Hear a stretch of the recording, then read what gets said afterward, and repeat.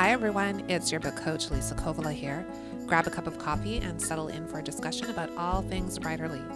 I'm the author of Sister's Winter War and Surviving Stutthof, my father's memories behind the death cave, and I'm an author accelerator, certified fiction, and memoir book coach. As a Finnish Canadian, I also love my coffee. In this podcast, we'll take a coffee break together to chat with authors, publishers, book coaches, marketers, agents, publicists, booksellers, and many others. Welcome to Women Writing. So happy you could join us for a coffee and a chat.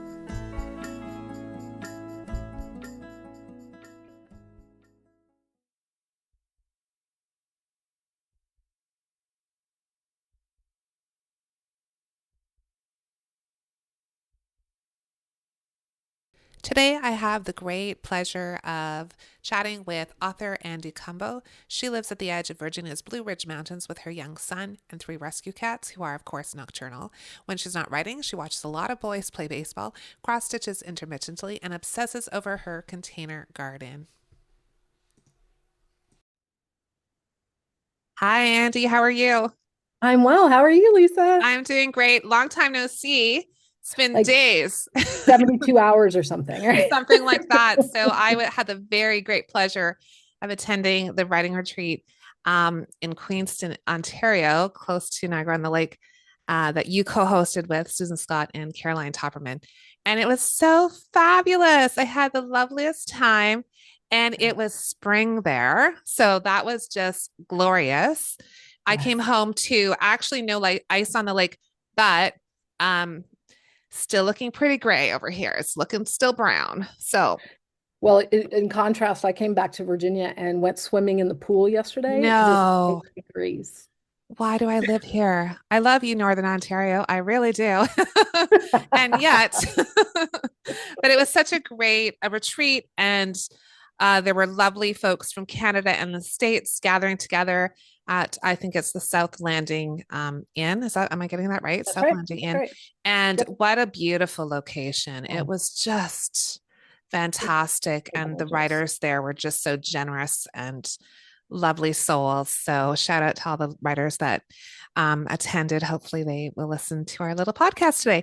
So I'm so excited to chat with you because I'm in awe of you, first of all. And anyone who knows you or your writing will know that you are a really prolific writer, and you have lots of different series, different genres, and write in all kinds of genres too. Like you have, well, we can talk about the different things you're working on. Mhm. And I'm just like blown away because you're also a retreat co-host, and you are the co-founder of Mount Nash Press, and you work with writers. I mean, the list goes on.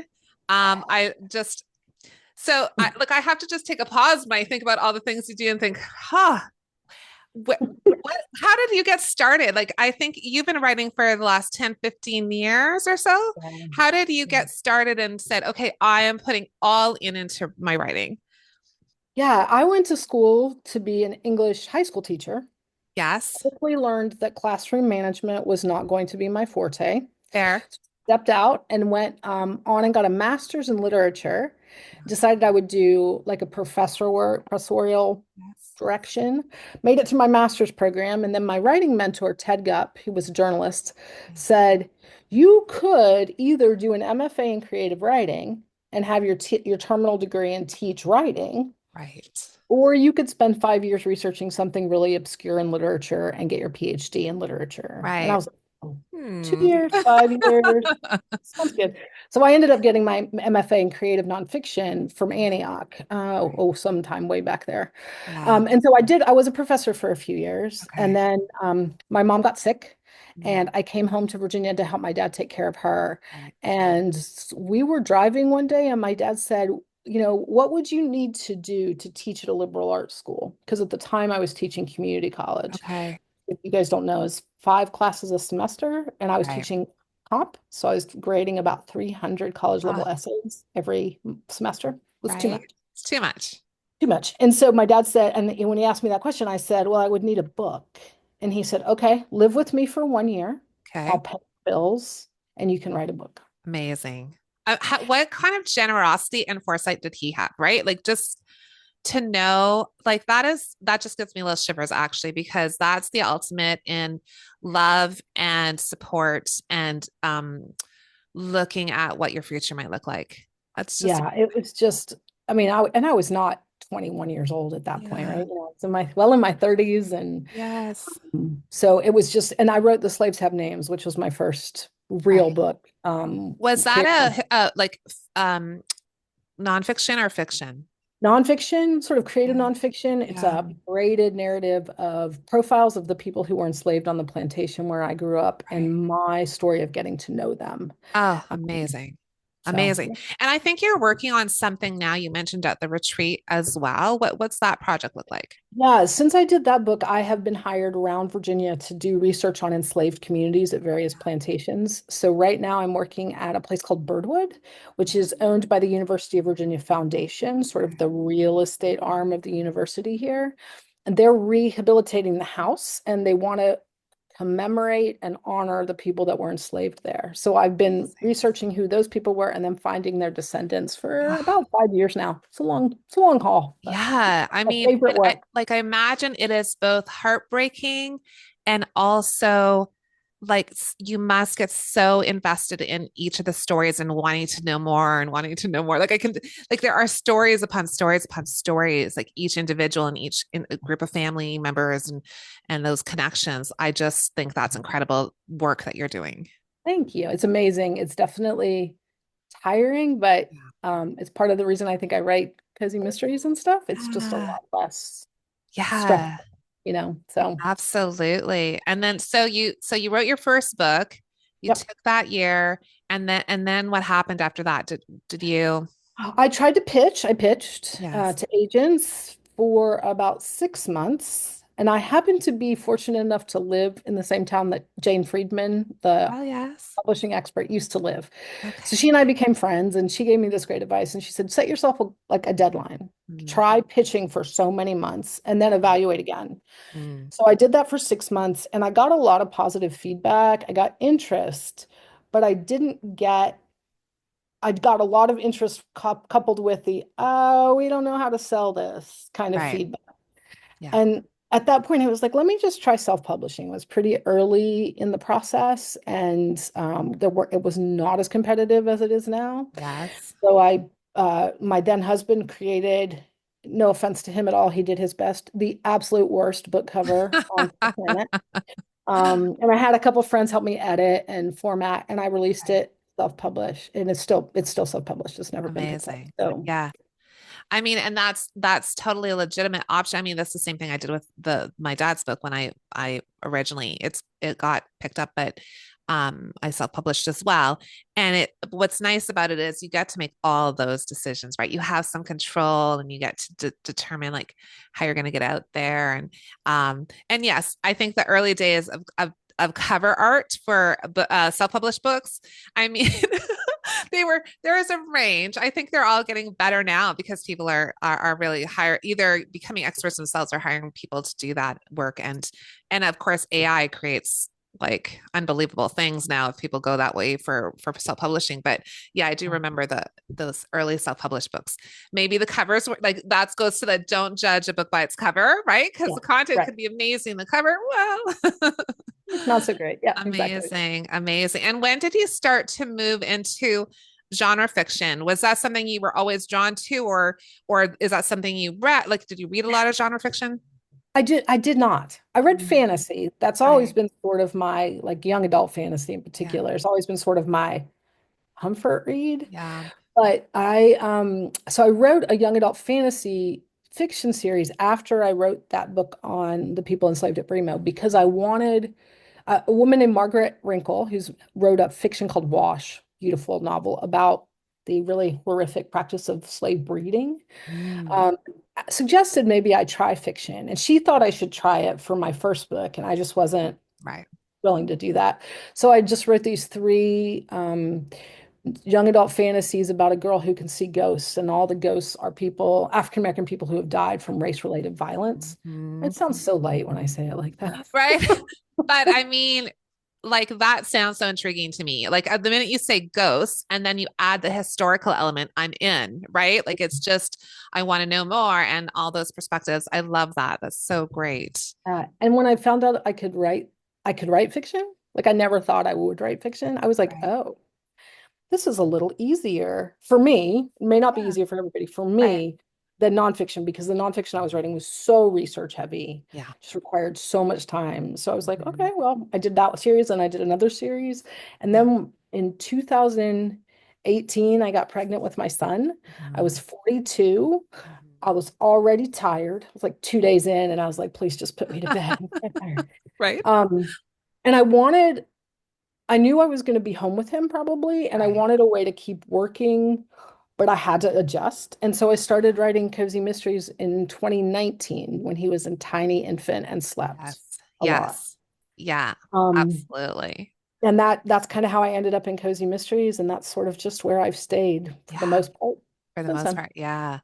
So I love that because it's deciding that what you wanted in your life, what you wanted your life to look like, and then designing a career around that life, right? Instead of just, I think a lot of us have a dream of doing X, Y, or Z, but don't know how we can accomplish it. But to kind of like look at you, okay, and even your dad did that for you too. Like, okay, you're gonna have a year and you're gonna be supported and go and follow that thing. Like it's a real mindset shift for a lot of people to be able to say, okay, this is what I want and how am I gonna get there and how can I make this work for me and my young child and live the life I want. Like I think that's amazing Yeah, it and was, yeah, not difficult. easy, but yeah, and it is a big mindset difference. It's also not something that I would recommend everybody do. Right. It Yeah. doesn't, please everyone keep their jobs, Yeah. especially if you're in Keep the your job. States right now and you have a job, keep your job. Yes. Um, but Right. but if you can build something that sustains you and your family Yeah. in a way that also feeds your soul, I think that, I mean, I'm pretty honestly privileged to be able to Yeah. do that. So, Yeah. Exactly. I totally feel the same way. I mean, having had my teaching career and like leaving it, I left it 5 years early. So not really, really significant, but significant enough. And there was a lot of discussion about Lisa leaving her job. Like, on everyone had an opinion. But it was the right thing for me. But also there is a bit of privilege there too, because like I did the math and I'm like, okay, I can actually live on my pension, which would allow me to do these other things, which were riskier. If I yes. didn't have that to fall back on, I think it would have been a lot scarier because Yeah. you don't And I know if you're did going to make money. exactly like I adjuncted, for years, for 3 or 4 years after I left full-time teaching, just because it's Yeah. what I knew. I knew I could get work in it, right? You Yes. have to, we have bills. We have to, as I Yeah, said, kid likes groceries. So exactly. we have to do Right? this. Yep. 100%. So let's talk about your series because you have several of them. And you write under two names. So let's start with pen names because I just chose a pen name and I'm so excited about it. Um, and like for a long time, I didn't think I would. I thought Yeah. I would always write everything under my name. And I Yeah. just thought, oh, that's easier for people. They'll know it's me. And then talking to you and talking to other people made me think, oh, it's confusing for readers who don't know you, right? Who don't know that you write this and that. And so I generally write historical fiction, and now I'm kind of delving into the cozy mysteries. And so when I, especially my chat with you, helped me go, okay, yeah, this makes total sense to pick a pen name. So at what point did you say, okay, I need to distinguish this work from that work? I wish I had done it earlier because I wrote under my married name, Andi Cumbo Floyd, Yeah, for my writing books and my fantasy series. right, And that has never gotten clarified on sales, right? It's still too muddied for right. Amazon or Barnes and Noble or anybody to kind of market me for me. But then when I started this Cozy Mysteries, I had listened to people like Joanna Penn talk about her pen name. She writes as JF Penn for Yes. her thrillers and then Joanna Penn for her writing stuff. And I was like, all right, well, I'll just pick Yeah. something. And I did, Yeah. just like randomly Love it. pick my name. And it's now stuck for, I don't know, 36 books or something. 36 books. That's just what I mean. It's like I can't even imagine. But I just think that's great. And I also just love that like bookends. Like it's just perfect, right? It's just such a perfect last name. And then you have your initials in there. And so it's just perfect to me.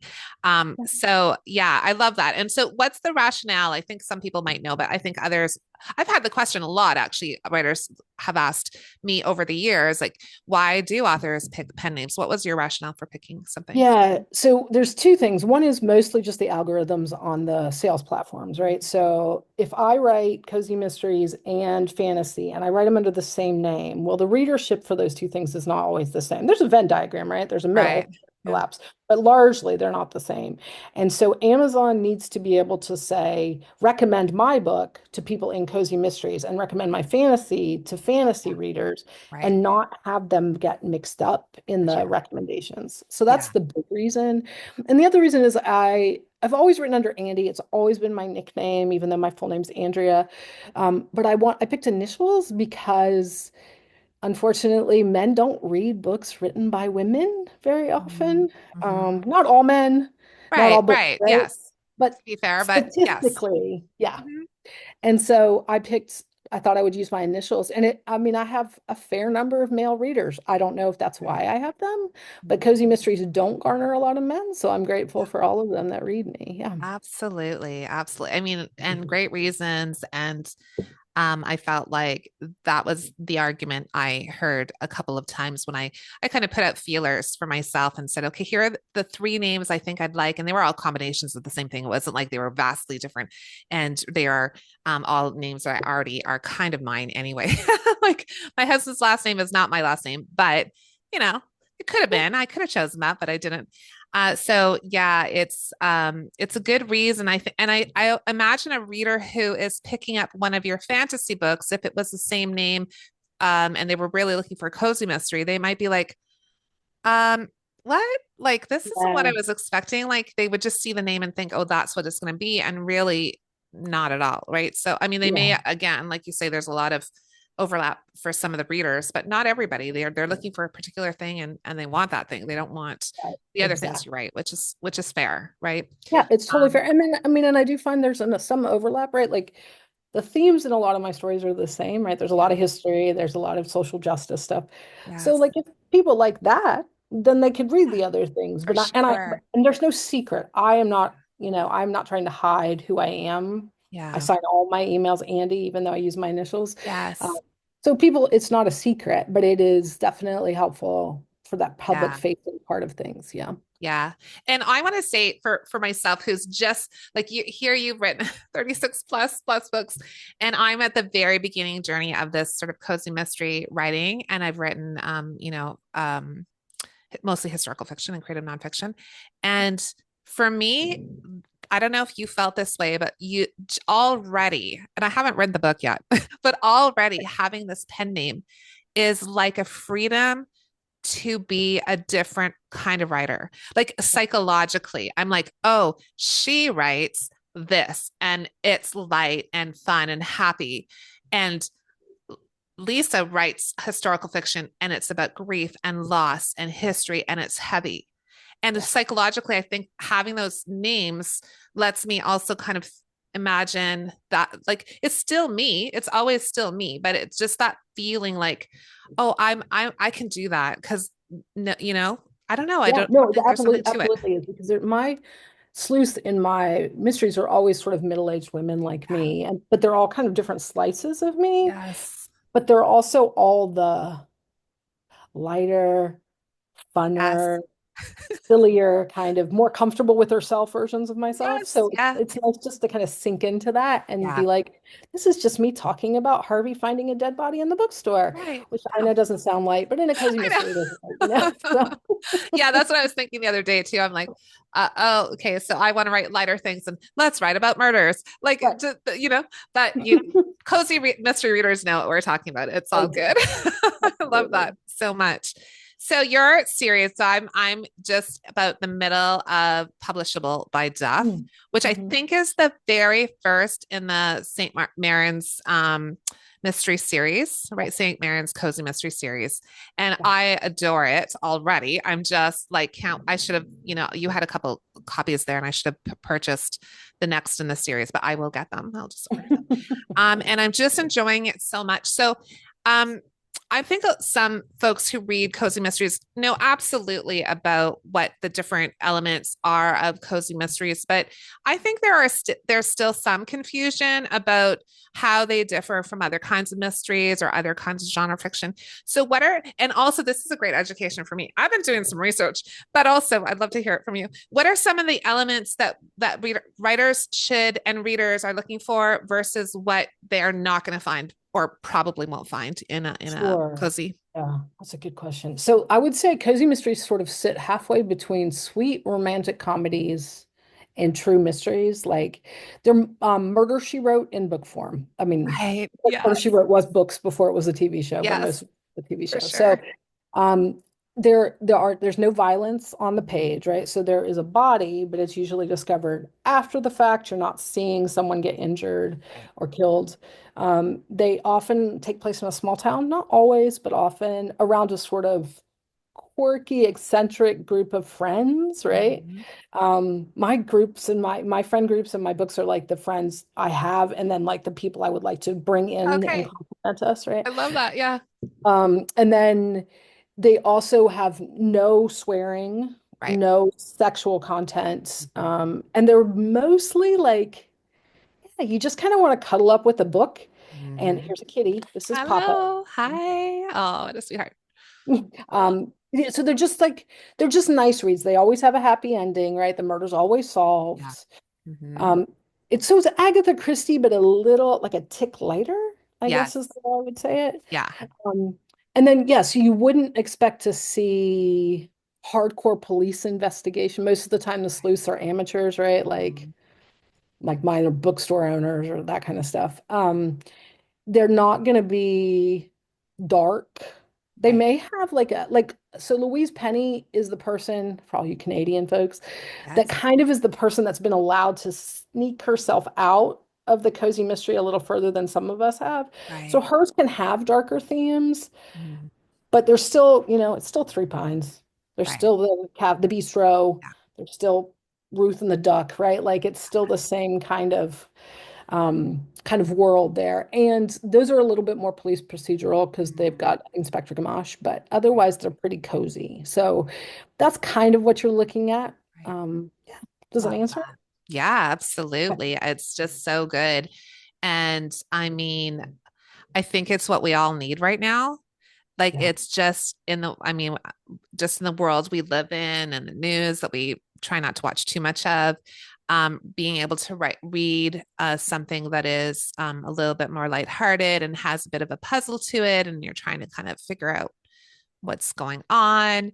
Um, and I guess that to me is going to be the the challenge, which I haven't thought too much about yet. But it's that right that piece of okay, we have this setting, we have the characters, we've got this community, we've got all the things in place, and then it's something happens, and then it's like putting in those elements to like clues, but also throw the reader off and all of those things. So, do Yeah. you plot out your whole novel beforehand, or you just write and see what happens? Write and see what happens. So I Oh, think I'm fairly sure my mother read probably a mystery a day. I'm fairly sure that somehow genetically all of that information has like right. absorbed into my It's body seeped in. here. Um, but I mean, if you're a reader, right, this is Yeah, why genre fiction is easier if you read prolifically. You right. kind of understand pace and plot and stuff kind of Yeah, naturally, innately. yeah, And so when I write, yeah, I usually know what the season is. I know where the murder takes. I have to write the back cover and get the cover done, right? right. So Yeah. sometimes I know what the murder weapon was. Yes. Um, and that's usually it. So I Okay. just start, right? And then There it I goes. am about halfway, maybe a little bit further than halfway in my next one, and I still don't know who did it. I And always what get book number is that? that's 12 in the St. Marin series, in the series you're reading. Okay. So that book 12, you know those characters, that community inside out. You know where every house is, where every, I don't know, Yep. post office boxes. Like you can Yeah, see everything. So then it's really just focusing on plot and what happens and how exactly. they figure it out. Exactly. Like Oh, I even went fascinating. so far early on to do like I didn't do a series Bible in a formal Yeah. way, but like my first editor did create, a character list. So I know Yes. what kind of everybody looks like. I even drew a map of the town, right? So I know, and Yeah. my towns are based on towns I know. Okay. So Mhm. I kind of just draw from my own knowledge of a place. I embellish it. They're all fictionalized, Of but course. so I try to make the plotting what I'm focusing on, and the rest is already sort of it's like set dressing Yeah. and that. So if you go from one book in the series and to the next, and the stories are standalone, but they are all interconnected. I presumably there's like threads between them because she's kind of looking at that guy, and there's also the I don't know a relationship with that person. Like you're going to see those threads throughout them. But Yeah. do you try not to like refer to the previous book's storyline, or does that come up? The only place it really comes up is my sleuth's romantic life. Okay. And so like in the first St. Marin's books, she's dating someone named Daniel. You're just meeting Okay. him. This will be a Yes. spoiler for you, Lisa. I'm so It's sorry. okay. I met him. He's so cute. He is cute and he's a very good guy, and he Yep. is based entirely on my ex-husband. So when my ex-husband Okay. and I split, I Yeah. had them split amicably. It's Yeah. nice, Yeah. but it didn't feel like it was a good thing for me psychologically to Right. carry that on. That's fair. So she meets other people, right? So that's the one thread that Yeah. kind of runs through. And it's true in all my books. Like there's always, I date a lot, like Yeah. not a lot, like I have a lot of first dates. That's how I should say Yes. that. Right. Right. I love And that. so it's always just kind of part of what I'm thinking about in my Yeah. life. So it usually ends up in my books Yeah. with my characters But too. I So, love but that too, that they were like a love interest, but then they split, and that's real life too, right? That's the nature of relationships, which does open the door for her to have other kinds of relationships and interests, and I think that's like I love that. It makes so much sense to me.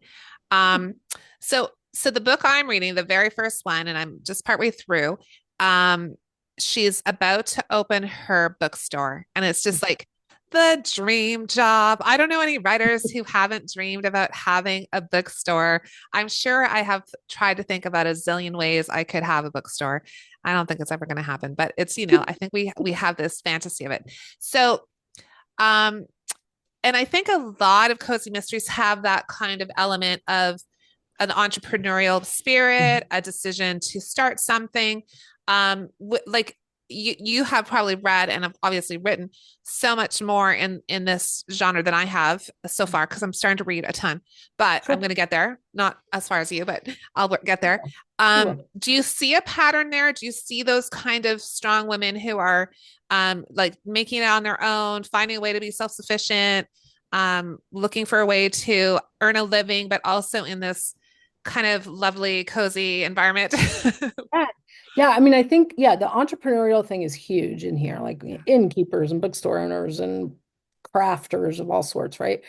I think the genre has this sort of innate sense for women of self-sufficiency in starting over, Yeah. right? Like the demographic readership for Cozy Mysteries is women over white women over 40 Right.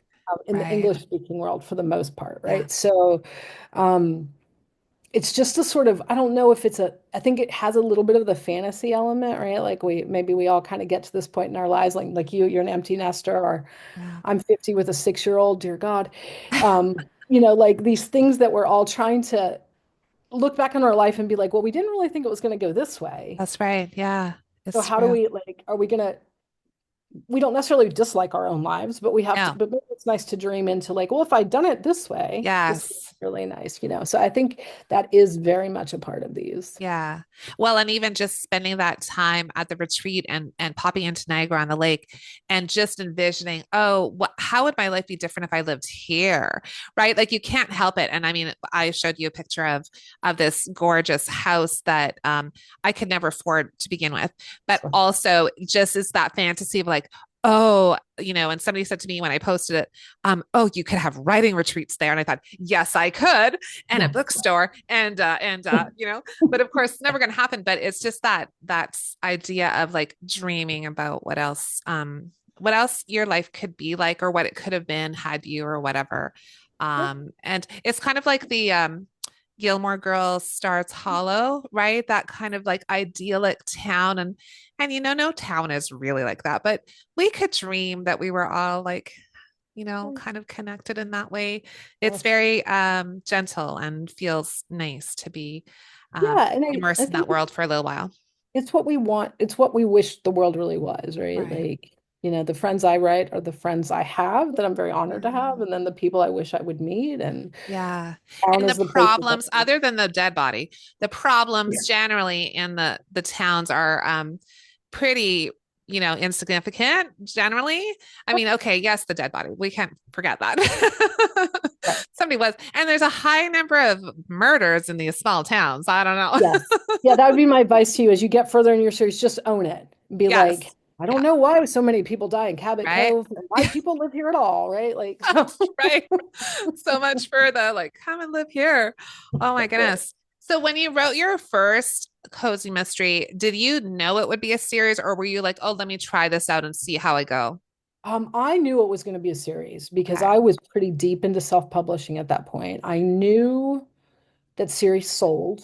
I knew that Yes. series and things like mystery and romance Romance. and Fantasy, sci-fi too, probably. to a certain and fantasy Yeah. to a certain extent, sell best in series, right? Right. So I wanted to write a series, so I needed to write something that would give me depth enough to keep going. I do Yes. not know that I'm ever going to write like 26, like the alphabet mysteries or something Oh, like, yeah. but my readers love them, right? So I just announced that actually the newest Stitches and Crime book is coming out on May 7th. And Okay. people were like, I've been waiting for months. It Yes. hasn't been. Months. Yeah, they're, I love they're it. very, they're eager. But these are Yeah. also the same kind of thing with romance readers. They read fast, They read like my fast. mom. Mhm. So they read a book in a day or Yeah. two, And they and then want the next one. that's And right. they're loyal, right? They're Yeah, loyal to they'll their have the authors best. they love. They're going to pick up everything by that author. I mean, I know that to be true about myself, but with certain authors, if I see a new book, there's no reading the back cover. It's just like, oh no, I'm just grabbing that because Yeah, that's 100% I'm going to read it. exactly. So saying that you not only do your readers read fast, but you like this is astounding. I think people are going to be blown off their chairs when they hear this. But how long does it take you generally to write one of your cozy mysteries? If I'm really on it, I can do it in 30 days. Amazing, right? Yeah. So like 30 days, like just over a month. And do you take time off in between there? Do you take a weekend off? Do you take a day off? Like you write every day? It depends. So I have my son 50% of the time. Yeah. He's 6 and he is very wild. So on the weekends he's with me, I do not write. But the Right. weekends he is, I do. But I mean, Yeah. and I will say, like, yes, that is fast. That is not what I would recommend for everybody, but it Right. is only 2,000 words a day Right. When if you you put think it about like that, it. it's doable. And I Yes. think that caveat is that you have been writing these characters, this setting, all those things for so long that you're not spending time thinking about that part. Like we were saying, it's plot, it's like how, and the plot, how these things are structured inside out in a way that I'm at the beginning. I'm really just okay, paying attention as I'm reading, learning, looking things up. So I'm at the other end, and it's going to take me probably 30 years, but we'll see. But so to me, that's astounding. But when you put it down to word count, 2,000 words a day, that is a doable word count, It is. I really, mean, and I started writing nonfiction at 1,000 words a day, right? So Right. even that's 60,000 words in 2 months, Yeah. right? Like Yeah. it's when you think about it as, I have to write an 80,000 word novel that it starts to feel really crazy, but Yeah. even that can be broken But down. even that, I remember a writing mentor said to me, if you write a page a day at the end of the year, you're going to have like 365 pages.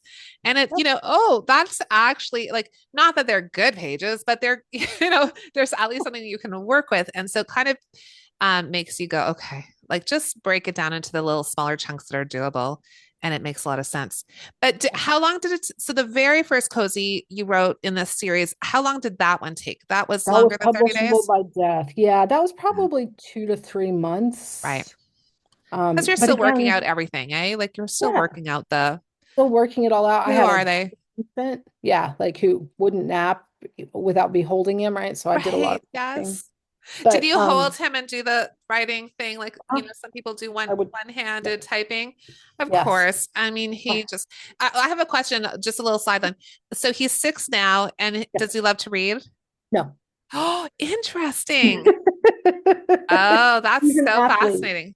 He's way into sports. Yeah. I'm so not built to be a sports mom, but here we go. There you Um, go. You just he find is it. just starting to pick up things. Like he's Oh, starting to pick up the Elephant and Piggy books, right? Like those yes. little cute illustrated books and bring Oh, them home. that's so And he nice. loves books as Yes. artifacts, probably Yes. because I've forced him to go to the library Right. all the time, Yeah. but not so much the act of reading. It's too Yeah. sedentary for my That's taste. fair. Yeah. Well, active kids, right? They just, yeah. And then at some point they find books that are about other active kids and they're like, oh, I recognize myself in that. And it's about sports and it's about baseball or whatever it is. I just want to ask that because it's so fascinating to me how artists, kids either like really fall into that or they're like kind of reject it and then go like, nope, you do that. I'm doing this. Like, Exactly okay. right. That's right. Exactly how So he is. funny. Yeah. So about 3 months or so for the first one, and then progressively as you wrote more, they took a little less time. They were coming faster. Yeah. And I learned that the sales rhythm, right? So 30 days is pretty good to give people time to read it and anticipate the next one and then get a new one out. So like this year I'm on track to write 13 books. Okay, Um, it amazing. makes me tired just to think about it, but I will get it done. It will Um, happen. it will happen. So yeah, and that way, a part of this is also because I write with the business, like with the business side of things in Yeah. mind, right? So I want to not have that tail, that drop off that comes after Yes. most books come out. I want to Hmm. have something else come out, then Yeah. that sells, but it also makes all these other ones sell. So Right. just trying to keep that momentum going in terms of sales. So Yeah, it makes a lot of sense. And so you self-publish them and so that's a learning process right there, but you'd already been doing that. So you kind of understood that. And so what are kind of if somebody is sort of writing, I guess in any genre, that whole marketing and promotion and all of that is like I hear it from my writers again and again. They just want to write the book. They just want to finish it. Like that to them is the big challenge. And the whole marketing and promotion, like they're so worried about it that they just bury it underneath the writing of the book and just like, oh, I just need to focus on this, which I totally get that because I think I sure. was like that at the beginning, especially for sure. Um, but there is that business hat, there's that creative side, and there's the business hat, and we have to do both Do. and at the same time. So what have you done that you feel like has been a successful way of getting those books out there and reminding readers that, here I am, I Yeah. exist. Uh, I use a newsletter. I do a weekly newsletter. Yeah. And I do book reviews because I read so much that it's the easiest thing for me to Yeah. do, right? Like I can just make sure I read a mystery novel a week and Yeah. recommend it to people.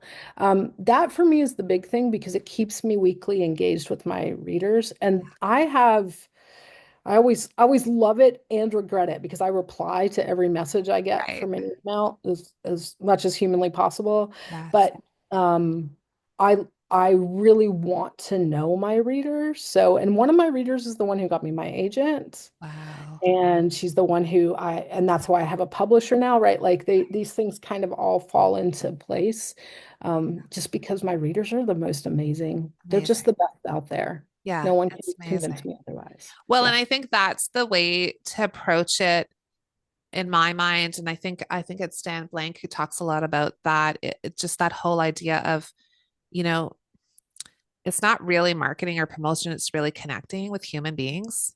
And Yep. you're writing something that they will love and they want what you're writing. And so you're making a connection. And I like that idea a lot that in a newsletter, when I first heard about all this and was starting to learn about marketing and promotion, all those things. And I remember hearing people say you need a newsletter and that news email list is so important. And I kind of rejected it. I just Yeah, rejected it. I rejected it. I yeah, rejected it because I'm like, I can't also write my book and write a newsletter and like I just felt yeah, so overwhelmed. And sure. now I'm writing a newsletter and I love it because it's so fun and I feel the connection. And so that like there's a mindset shift.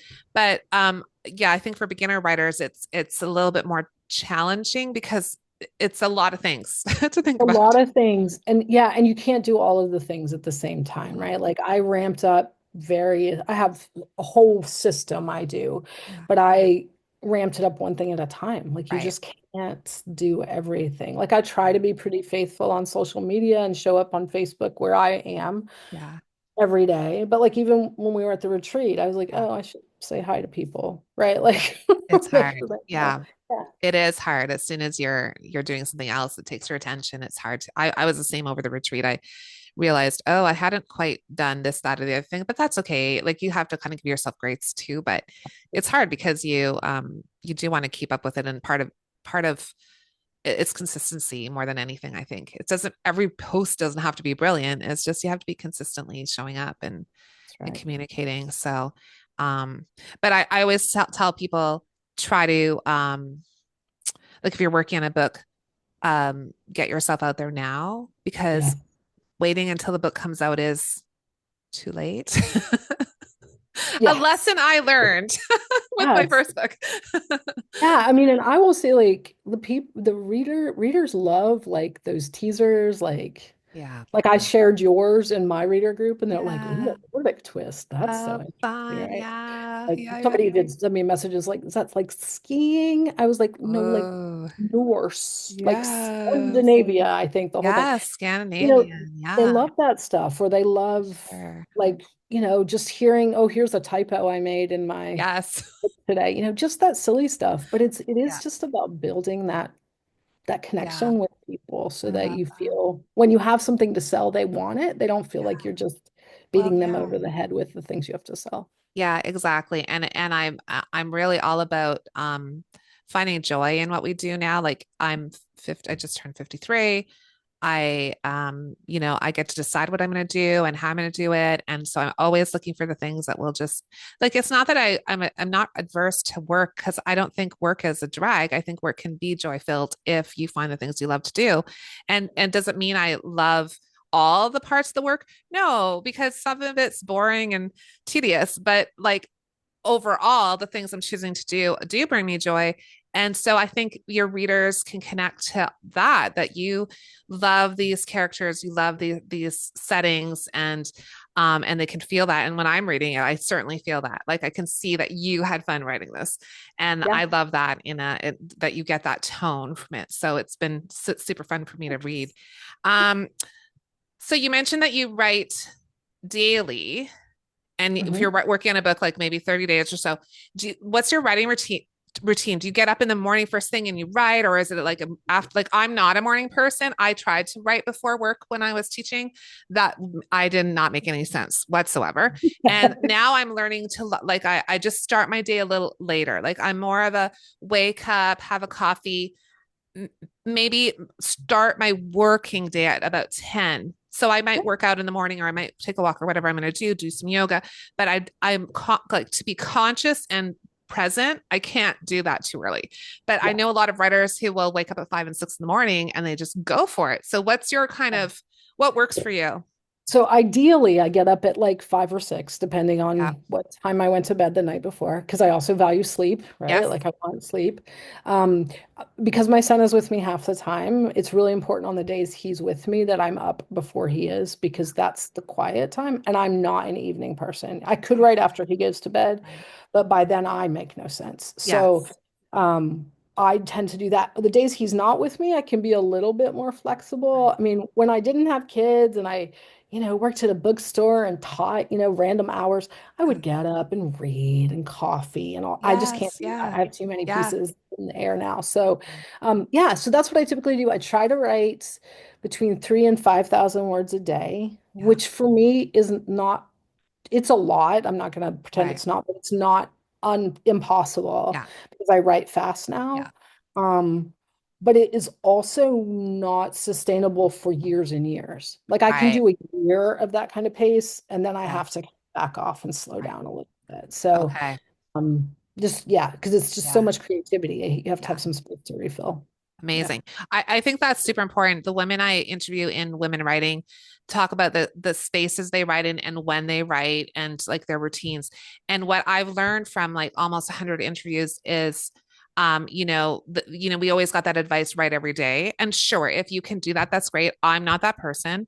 Yep. But it's I think what I'm hearing from you is it's so important to understand your own patterns, Mhm. what else is happening in your life that you have to work with, whether Yeah. it's another job or two jobs or family or elderly parents or children or whatever it is, because we have all our lives to deal with all the things. It's not just the writing and fitting that in. And what can that look like for you? And when can you in your body feel like you can do this kind of work versus that kind of work, right? Right. And Exactly. and sort of, and I think it's trial and error, and I think it's also seasons of our lives, right? Absolutely. Like when Absolutely. I was teaching and I had two little kids, that was a Sunday morning sneak out of the house for a few hours and write in a coffee shop. Like, or I would write in the car behind my steering wheel. Well, not while I was driving, but while the kids were out of practice. Or Yep. I mean, I wrote lots of pages in at the dance studio where my daughter was dancing or where my son was doing theater. So, you just kind of found these pockets of time, like, and writing every day was just not a possibility for me in those days. No. Now I have a different circumstance and I can kind of choose. And I'm really trying to, like you say, sleep is so important. I'm trying to honor um, my natural rhythms because I didn't have those for 30 years. So Right. now I'm like, Right. oh yeah, I'm actually a night person and I don't love being up in the morning and I can't function. So let's just go with that. Like I'm Right. starting to not fight it in a way Yep. that I had to for all those years. So I think Absolutely. that's an important point, right? Is figure out what's going to work. And Yep. what's the saying? Necessity is the mother of invention or whatever it is. Like you have like a child that's at home on these days and you're going to make it work around that person. And like, that's amazing. Just Yeah. I have a prioritizing that. friend who writes as Emma St. Clair as a romance writer, and she has 5 children. Yeah. Right. When she was first starting, she would go to the YMCA where they Yes. had free childcare, and she would get on the elliptical, and she wrote Yes. all of her first romance novels on her phone. Oh, I just think that's amazing. Like Yeah, that's like that's a real multitasking, right? I'm getting my workout in, my kids are being taken care of, and I'm writing a novel. Like, that's right. oh my goodness, Yeah. that's crazy. Yeah, I don't I know mean, I and could she's do it. amazing. Like her books are Yeah, highly recommended, by the way. But yeah, amazing. just that sort of inspiration of you squeeze it in, like you put it Yeah, where you can put it. I do a lot of writing at the pool and yes. baseball practice, Yeah, right? for sure. For Yeah. sure. I mean, you just find a way. I mean, and I really believe that the need to be creative is so essential for us to feel ourselves and to be able to give to other people, like to show up for other people if we're not feeding our own creativity. But this is a question I have on that note, because this is like unlike some writers who have another job and they're writing sort of as a I don't like the word hobby because I don't think writing is a hobby.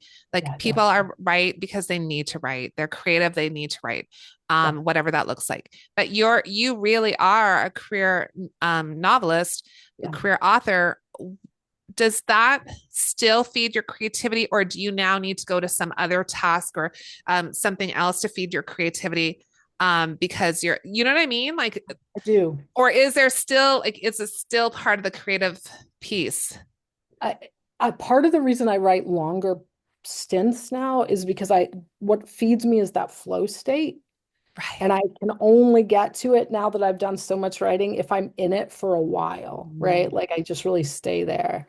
It's interesting. No one would call me a visual artist of any sort.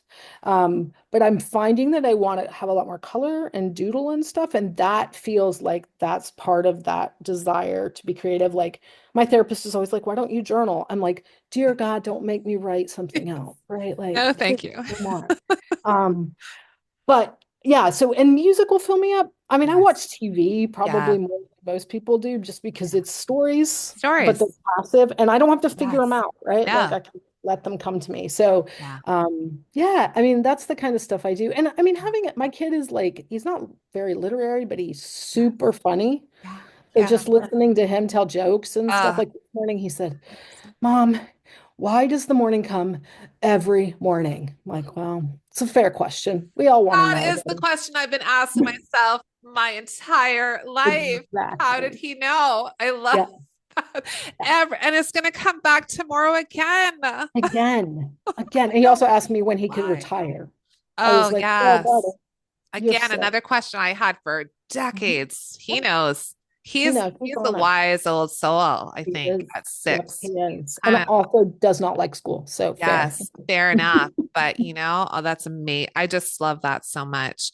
Yeah, and that's really great about the creative aspect because I know people some I had a friend who was a visual artist and she was so talented growing up.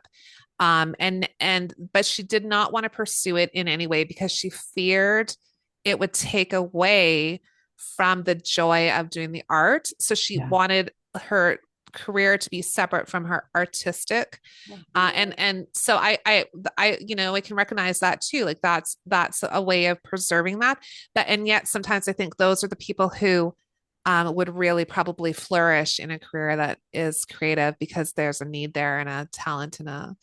desire. But I mean we all make choices and then we maybe make different choices or Maybe, find and other ways. maybe my dad is the same way. He's a woodworker, a very talented woodworker, but he hates to work on commission. He hates to Right. work on a timeline, right? Like all of that for him just really Yeah. destroys the joy of doing Right. it. So Yeah. we just take things like Yeah. this Oh, when I he love it. done. These were his goofy Easter ones. He does like very Amazing. fine woodworking, but Yes, that's super cute though. but Oh like my he just gosh. because he loved that. He was like, I'm gonna make all the kids Easter bunnies, right? Yeah. Oh, Yeah. amazing. Yeah, absolutely. So what are you working on? You're working on the book set. Did we just say 6? I've already Well, forgotten. 12. Listen to me. See, I that's all can't right. even see that number in my mind. So I'm like, oh, it can't be 12. It must be 6. No, it's book 12. So book 12, Yeah, and you're working on another nonfiction piece. I And am. mhm, Yeah, and so I do. I'm working on a coffee table book for the resort that owns that yeah, plantation where I'm doing amazing, research, writing some content for them. amazing. Caroline and I work on these books for Mountain Ash all Yes. the time, right? Just doing publication, and we do most of the editing and things ourselves. So that's Mhm. a lot. I don't know. I'm just doing. With And authors. I am not a lot of people like to work on multiple books at the same time, write them. I don't. Right. I like to work on one book, but then Yeah. I have all these other projects that I'm Yes. always doing. So it kind of all feeds into one another. I And love yeah, and it. I don't differentiate them creatively. They're very different parts of my Yeah, brain, but they all that feed makes one sense. another, right? So Absolutely. yeah, It makes sense. Well, if for folks, I mean, Caroline's been on the podcast, but yeah, for folks who don't know, Mountain Ash Press is a hybrid press, and so I've had conversations with Caroline about that, and it's such a great option for authors who um, are thinking maybe self-publishing but need assistance and want help and want support, and that's a whole other relationship between the author and the publisher, and sort of that nice combination of traditional and self, but like quite a lot of control there. And so it's a really good option. So they should, if you're interested, go check out Mountain Ash and online. And also the lovely writing retreat. I think you might be planning another one for next year, maybe. we all have to have a couple months to decompress, and then we Yes. are like, oh, maybe we can do it again. So yeah, Right. we have Yeah. started talking, and I mean, I think there'll be something on the books in the next, Yeah. probably in the next year. So we'll see. Yeah. So folks can watch out for that. It's been such a delight to talk to you. There's so many topics we'd be here all day. But maybe we can have you on again down the road and chat again because you're just a wealth of knowledge and an inspiration to me. And I think everyone should go check out your amazing books. You're a beautiful writer, and the stories are just well, the one I'm reading so far is just so engaging. Like from page 1, I'm like, aha, I just can sink into the story and know that I will be well treated and led through this piece. And I love that in the story because I adore beautiful writing and great stories. And this town and these characters are delightful. And I think I might have to move there, but Yeah, It's not well, really it real. is based on St. Michael's, Maryland, like an actual Okay. place. So you Yeah. can actually You can move actually to move there. Orlando. And And I live do for not the think the summer. murder rate is quite that high. So Okay. That's also a bonus. Oh, thanks, Andi. I really appreciate it. thanks, Lisa. Have a good day. Thank you. If you're interested in exploring your creativity in a safe and supportive environment of women writers, join us for a weekend getaway on the French River in beautiful Ontario from May 23rd to the 25th, 2025. Learn more at Rekindle Create. Do you have writing goals that you want to achieve in 2025?